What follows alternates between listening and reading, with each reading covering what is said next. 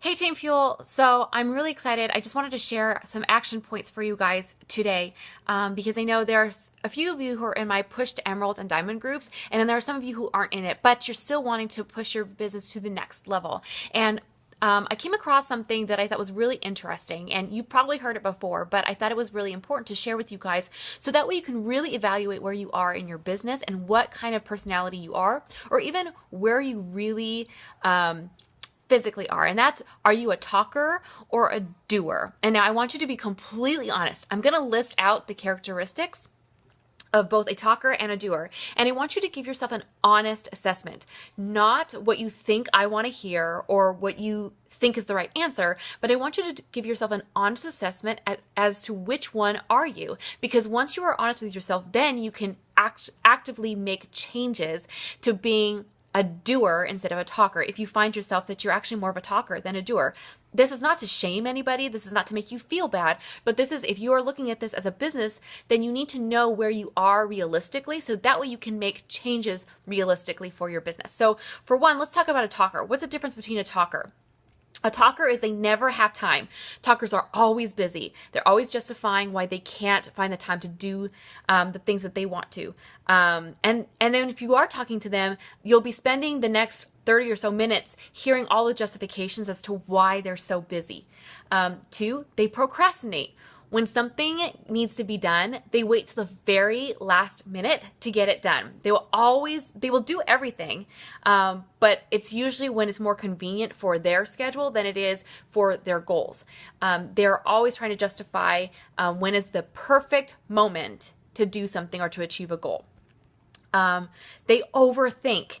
Now, thinking through something is not bad. You never just want to jump into something without weighing all your options or even weighing what the cost. But they tend to overthink things. They will tell you the pros and cons about every single thing. They will tell you, it's usually the same way as, it's akin to negative thinking. So they're always saying, well, if I do this, yeah, it's great, but then there's XYZ that I have to think about, and what if this doesn't work? And so it's really, they're constantly being negative about the opportunity or about their business or about the people that they're coming across, or people don't want to buy from them. So they're giving you all these negatives. So if you're overthinking it, that's but you're saying, I want to do this as a business, but you're overthinking every step. There's a possibility you need to change your thinking. They overcommit. They are yes men. This is something that my husband came across when he worked in church ministry, that people were always saying yes to ministry and yes to everything that came across, but then they couldn't really fully commit to the leadership and the responsibility. So if you're saying yes to everything, and that even means, like, if I put out a group, like a Push to Diamond or Push to Emerald group or a special training, and you want to do it, but you're looking at your schedule and you're looking at where you are in your business and you're not ready to do that just yet, you need more one-on-one instruction or whatever, it's okay to say, I love the idea of a group, but I just can't do that right now. But yes, our talkers overcommit. They talk a big game, like, yeah, I'm going to do this and it's going to be awesome, but they don't actually succeed in doing it because they've overcommitted themselves and they're not able to do the work that is required. And they have no clear goals. Nothing is written down. They talk a big game about, all the things that they're doing. Their schedule's written out. So they say, they are talking to all these people. So they say, but yet there's nothing on paper. There's no goals that are written down, and there's no action steps that they're taking in order to make things better. They're not following up. They're not being engaged. They talk a lot about all that they're doing, but there's nothing being shown for it. So those are the characteristics of a talker. There's others as well, but these are the 5 that I thought really stuck out to me. Now, for a doer is efficient with their time. They know that their time is valuable. They know that they don't have all day, every day to do what they need to do. So they schedule their time out. They break up business hours that they can focus on their job, focus on what they need to do, and get it done in the time that they have allotted.